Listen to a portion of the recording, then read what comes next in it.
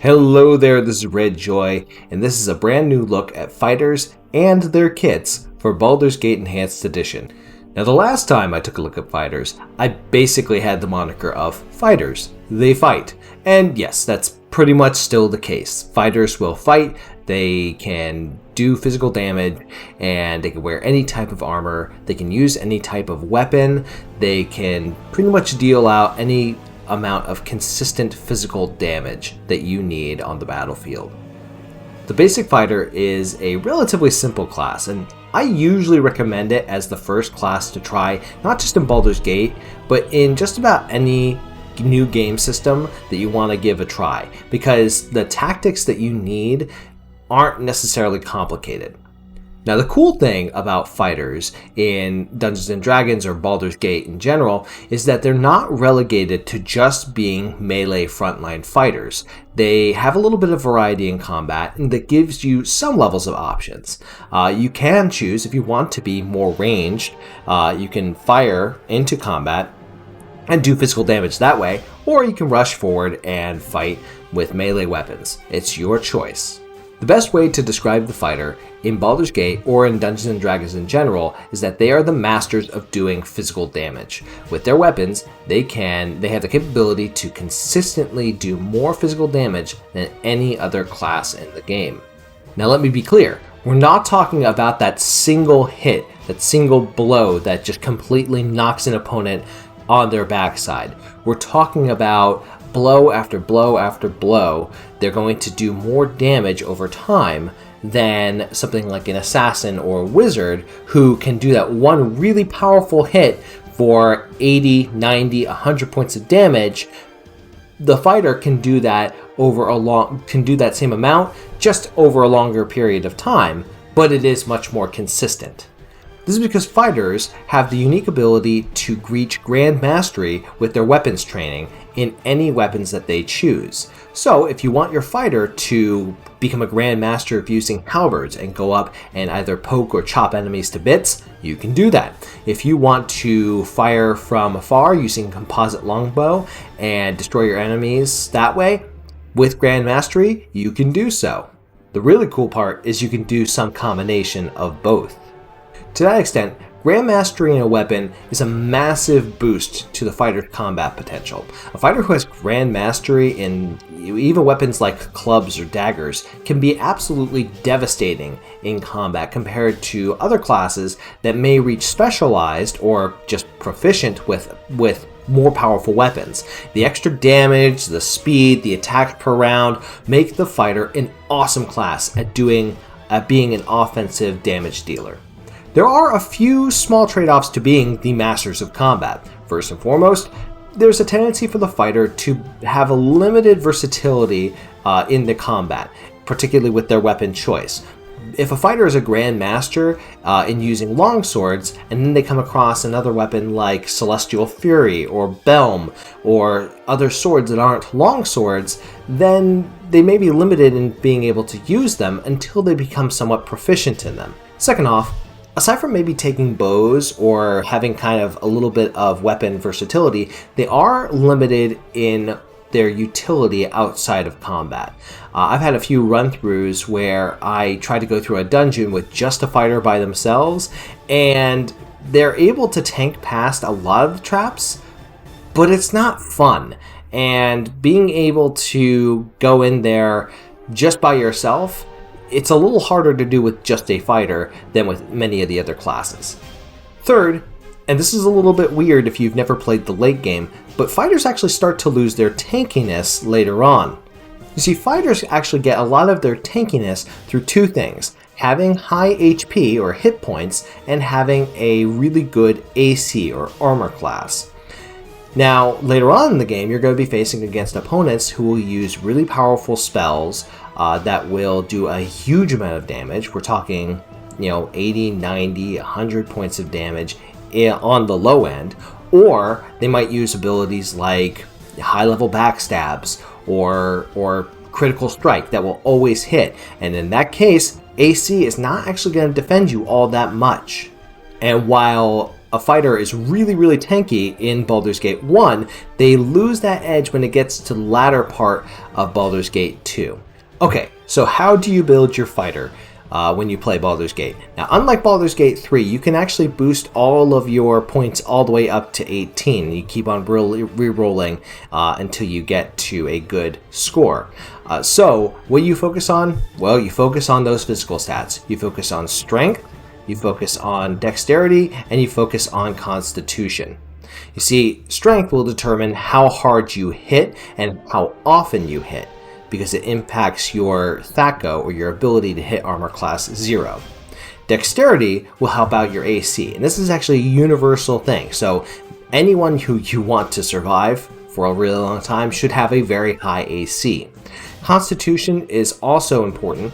Constitution determines your HP. If you're certain races, such as a dwarf, a halfling, or a gnome, it helps out with your saves. For a fighter, or all warriors for that case, so you're talking about fighters, rangers, paladins, and I believe monks as well, boosting it all the way up to 18 would give you more HP than the other classes, in which then you only want to boost it up to 16 because you don't get any advantages of having it at 18. Obviously, if you're a half orc or if you're a dwarf, you want to boost Constitution all the way up to 18. All the way up to 19. Strength up to 19. If you're an elf, boost Dexterity up to 19. Same thing with a halfling. And if you have any disadvantages in any of those, boost it up to 17 or as high as you possibly can.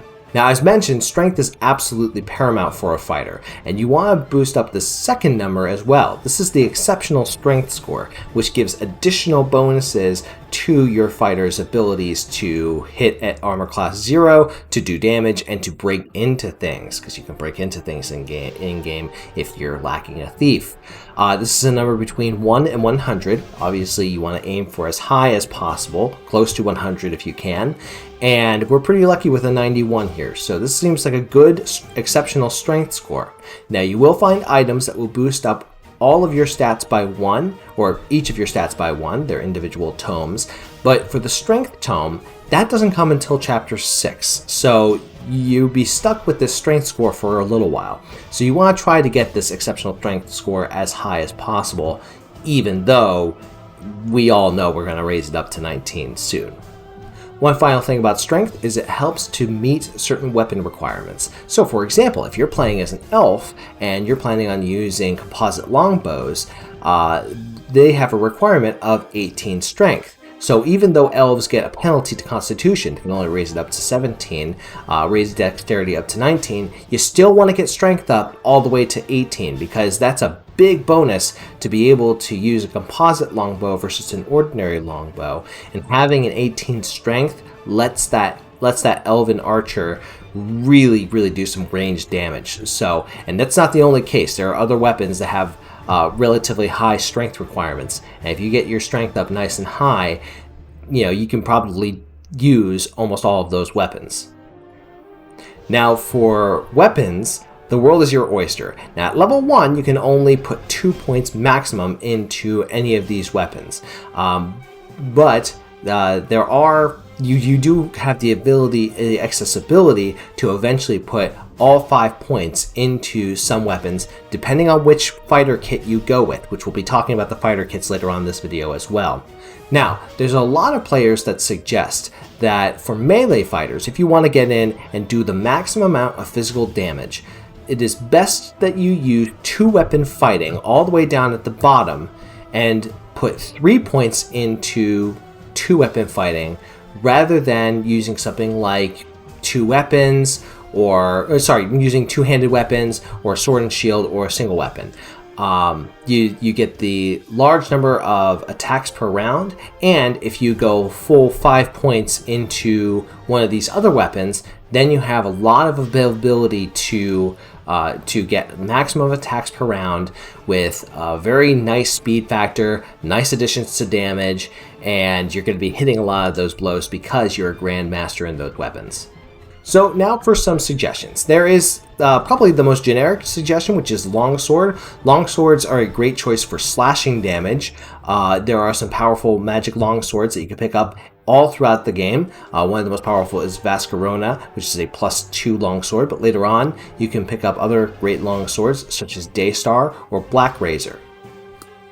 Axes are another fantastic choice.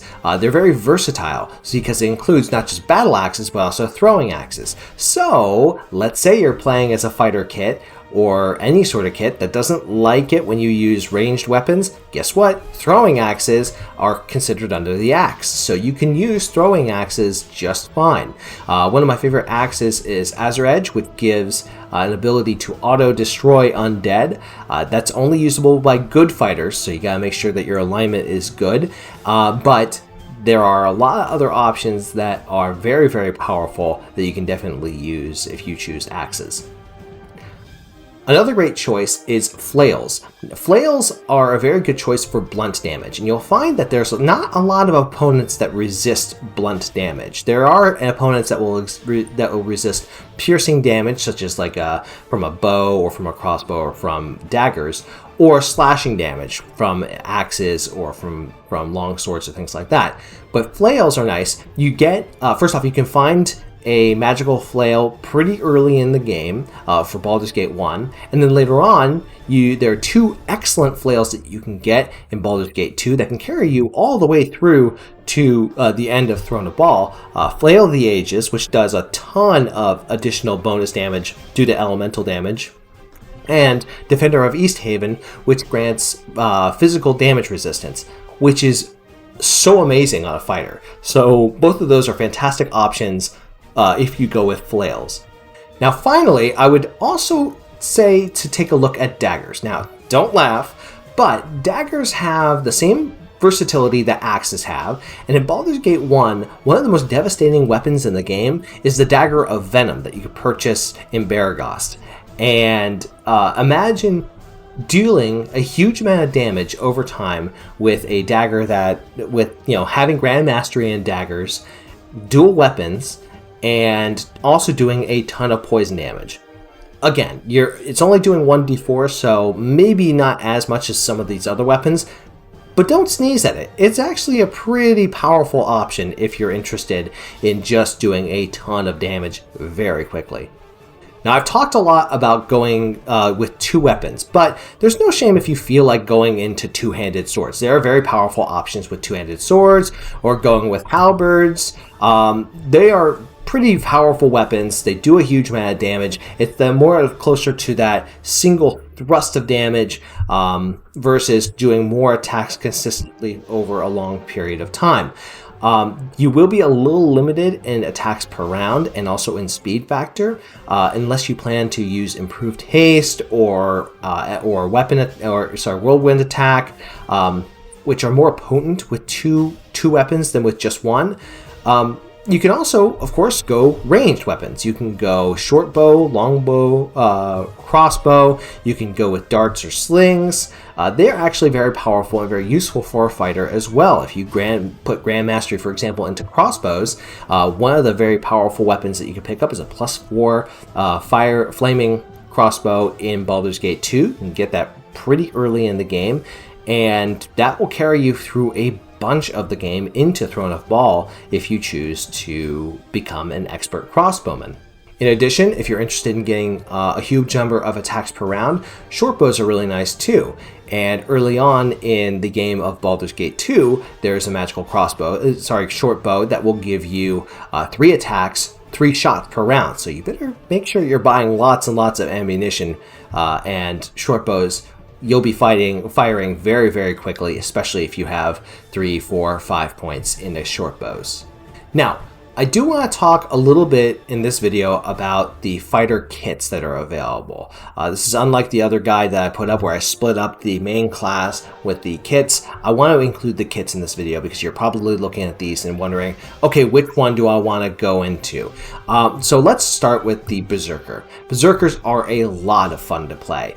The Berserk ability grants them not just a ton of bonuses in doing offensive damage, but also a lot of immunities that will help them throughout the entire game. If you don't like seeing your character being imprisoned, which is basically the equivalent to being killed, if it's your main character, Berserk will protect against that, because Berserk will protect against imprisonment, level drain, maze, stun, hold, feeble mind, and sleep, as well as charm, confusion, fear. My gosh, you get a bonus to hit points. It is absolutely incredible. Yes, you do lose the ability to go beyond specialization in ranged weapons, but you could always go with axes, become a grandmaster, and just be chucking throwing axes very, very quickly. I think that the Berserker is one of the most fun fighter kits to play. Wizard Slayers are specifically trained to disrupt wizards, and they can do so both in melee or at a distance. So for your ability, you can, if you, for example, get any successful hit, you get a cumulative advantage, a cumulative chance to cause a spell failure on that target. You could do this with short bows. If you become a short bow Wizard Slayer, you can fire a ton of shots into them. You don't need to do a huge amount of damage, but basically disrupts that mage's ability to actually cast spells. Now, for their ability to wreck spellcasters, they get one of the roughest disadvantages, which is losing out on any magical items apart from weapons and armor. Wizard Slayers are all in on that anti-caster class, but I do think that they are for players who are really dedicated to giving themselves a challenge, right? Of not being able to rely on magic rings, boots, necklaces, or belts. I think it's a challenging class to play. If you want to give it a try, go ahead, but you are in for a challenge. Next up are Kensai. Kensai go really, really hard on offense, and they do give up a bit of defense to do that offensive capability. Now, right off the bat, they do get a bit more damage and speed on their strikes per level. They do get a little bit of a bonus to AC, but they can't wear armor, and this also does include wearing helmets. So they, while they do, it is nice that they, get to have a bonus to AC. You better watch out for your noggin, because this is going to be very, very painful. But with that, they do get Kai, which gives them the ability to do maximum damage for 10 seconds. And combined with a lot of other options you have for fighters in this game, that's not too shabby. Next up are Barbarians. Now, Barbarians, when the original Baldur's Gate 2 came out, they were originally going to be their own class. And if you're used to playing Baldur's Gate 3, they are a class that is exclusively different from fighters. But in Baldur's Gate Enhanced Edition, they're combined to be a sort of fighter kit. So what does a Barbarian get? Barbarian's going to get more HP. They do have a limit on their alignment of what they're allowed to be, but and they get their own version of a rage ability. Their rage is a little bit shorter, and it's a little bit more focused on enhancing their combat abilities compared to a Berserker. They are going to get fewer immunities than a Berserker, and they lose out on using plate mail armor. But they do get natural resistances, so that's pretty nice. An immunity to backstab, which is huge, especially in the late game. A much faster movement speed, which is great if you need to get them up to the front line before everybody else. Now, the downside is that unlike fighters, they can't specialize, they can't go beyond specialization in a weapon, so they can only put 2 points in a weapon. This is an interesting kind of comparison between what a fighter is and what a warrior is. A warrior's job is to use any weapon they can, get up to the front, right? This will also include paladins and rangers in that. However, unlike fighters, paladins, rangers, barbarians, they're going to be a little bit limited in the attacks per round that they're going to get. They're going to be a little bit limited in the damage and the THAC0 and the speed factor compared to a Grandmaster in these weapons. Now, the last kit that I want to talk about are Dwarven Defenders. As the name suggests, you have to be a dwarf in order to be a Dwarven Defender. They exchange a bit of offense in order to gain a big boost in defense. Like other warrior classes, they do have a limit to what they can specialize, but they can achieve high mastery, which are 4 pips or 4 spots in axes and warhammers, but they can't get beyond specialization with any other weapons. This does allow for them to kind of branch out beyond just one weapon and becoming like a master in that weapon or grandmaster in that weapon. But it does mean that they do lose that last kind of bit of power in axes and in warhammers. But in return, what they get is they get certain resistances, such as a bonus every 5 levels to physical damage. They get additional HP, just like the Barbarian, and they can go into the defensive stance, which gives them an additional 50% resistance to all forms of physical damage. Bonus to their saving throws, but they're moving at half speed. And that half speed, it's not increasing if you try using boots of speed or oil of speed. It's just going to be locked in at 50% speed. So you better not be expecting them to need to move anytime soon. They're staying right where they are. As a final note, fighters make a really great class to combine with either a multi-class or a dual-class character. They get access to the weapons and the armor and the helmets that other classes might not get access to. And they get a nice amount of attacks per round that other classes aren't going to get. Fighters are a great class, especially if you're just jumping into Baldur's Gate, and maybe if you've played Baldur's Gate 3 and you want to give a class a try that doesn't require a huge amount of thinking or a huge amount of learning of new mechanics, unlike going from one system of D&D to another system of D&D. Go with the fighter. The fighter will do exactly what you expect, and they will carry you through almost all of the game. Now, hopefully, this guide does a great job of explaining fighters, their kits, and how to make your fighter the best fighter ever. So, until next time, thank you so much for watching. Take care, and good luck.